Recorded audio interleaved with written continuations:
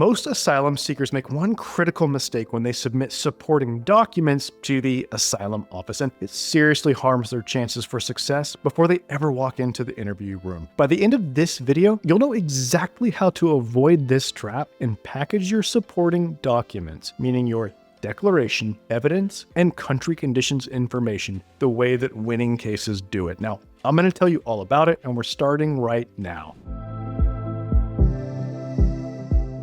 I'm Brian Manning, and I spent 11 years working for the government's two main agencies for asylum and refugee matters, and I adjudicated thousands of immigration applications during my time with the government. But now, as an asylum lawyer, well, my law firm helps immigrants all over the country to secure their future in America through asylum. Okay, so let me tell you about the mistake that's seriously harming otherwise solid asylum cases. It's submitting your supporting documents in a massive heap without creating a roadmap for the officer. So here's what most asylum seekers who don't have a lawyer do. They gather evidence and country conditions reports, and then they submit everything to the asylum office in one big pile. It's not uncommon to see people submit several hundred, if not thousands of pages, just kind of vomited into a packet and submitted. The mentality here is simple. Well, more is better. If I send 200 pages of country conditions reports, 30 photos, 10 witness letters, well, the officer will see that I have a strong case. And it doesn't matter how I present all this, I'll just pull it all together and,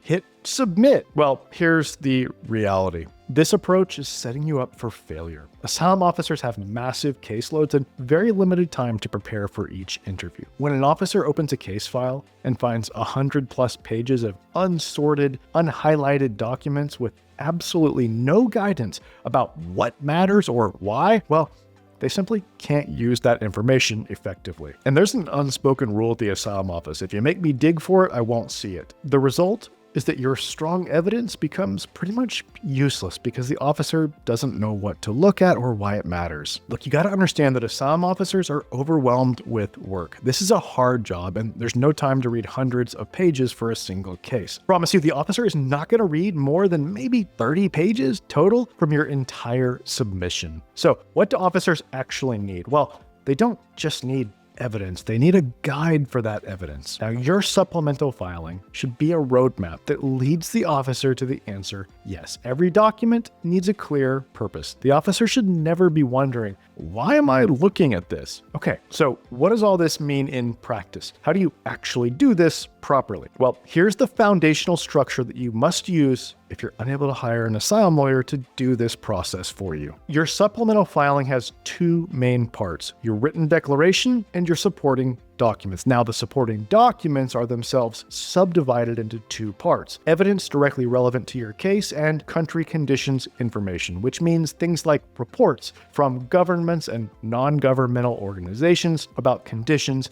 in your country that are relevant to your case. And it can also include things like news articles from credible, respected news outlets. Now, your declaration gets numbered separately with its own page numbers. Let's say that your declaration is 4 pages long, so it's going to be numbered pages 1 through 4, right?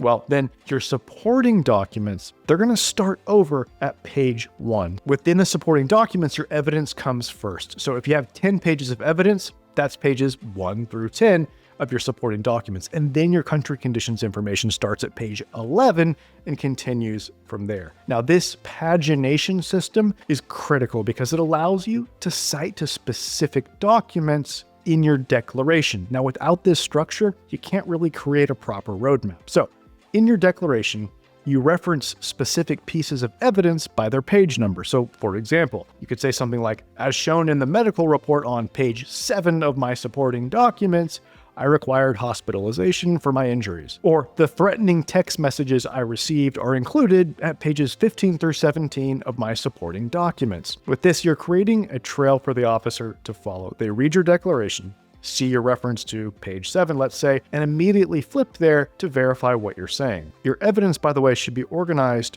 chronologically. Okay, now in your declaration, you should explain the significance of each piece. For example, this letter from my neighbor at page 20 of my supporting documents corroborates the threat that I described, and it shows that my persecutors are still actively looking for me. Okay, now let's talk about the country conditions information. Look, don't just attach a 60-page State Department report with no explanation. Instead, quote the exact relevant language in your declaration. Then, highlight those specific sentences in the actual report itself. And when I say highlight, I mean literally highlight it in bright yellow. You can do this with many PDF editing software services online. In your declaration, you must tell the officer exactly where to look. For example, the Department of State confirms this practice at page 15 of my supporting document. So now the officer can verify your claim in seconds instead of searching for 30 minutes or just skipping it entirely. Look, when you do this correctly, something powerful happens before the officer ever meets you. They read your supplemental filing and they think,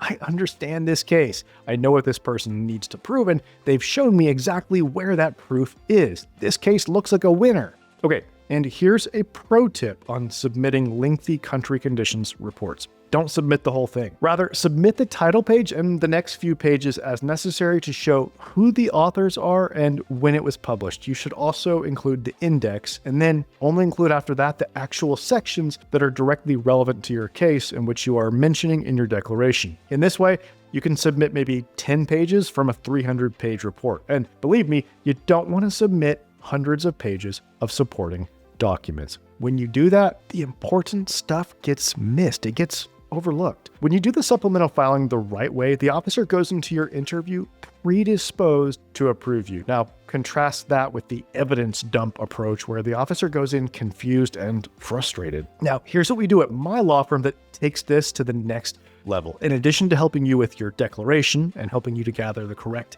evidence, we take care of the rest by writing a legal brief. And in our brief, we make forceful legal arguments drawing on case law, which means precedent from previous asylum cases. We cite this precedent, discuss it, analyze it, and then use it in your favor. And we do all the citing to your evidence and to the country conditions information in our legal brief. So your declaration stays focused on you and your story, while our brief does the heavy legal lifting. Your declaration plus your evidence, plus our legal brief, plus the country conditions information, well, it becomes the ultimate asylum roadmap. It sets the stage for asylum success. But look, I understand that not everyone can afford a lawyer to do this kind of work. It's expensive and it takes significant time and expertise. So the approach that I've taught you in this video is the next best thing if you're going to do it yourself. Reference your evidence and country conditions information in your declaration using page numbers. Highlight the relevant portions of reports. Use that two-part pagination system. Create the roadmap for the officer.